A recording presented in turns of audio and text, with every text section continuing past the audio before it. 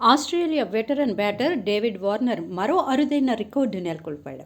క్రికెట్లోని 3 మ్యాచుల్లో 100కు పైగా మ్యాచ్లు ఆడిన క్రీడాకారుడిగా చరిత్రని సృష్టించాడు. ఇటీవలే వెస్టిండీస్తో వార్నర్ తన 100వ టీ20 మ్యాచ్ను ఆడాడు. తద్వారా ఆస్ట్రేలియా తరపున 100 టీ20 మ్యాచ్లు ఆడిన 3వ ఆటగాడిగా నిలిచాడు వార్నర్. ఇప్పటి వరకు 112 టెస్టులు, 161 వన్డేలు, 100 టీ20లు ఆడాడు. ఇక ఆరోన్ ఫించ్ 103 టీ20లతో అగ్రస్థానంలో నిలవగా, ఆ తర్వాత స్థానంలో గ్లెన్ మ్యాక్స్వెల్ ఉన్నాడు. ఇక వార్నర్ తర్వాతి స్థానంలో మాథ్యూ వేడ్ 81 మ్యాచ్లలో ఉన్నాడు. ఇక వెస్టిండీస్తో జరుగుతోన్న టోర్నీల్లో వార్నర్ దుమ్ము లేపుతున్నాడు.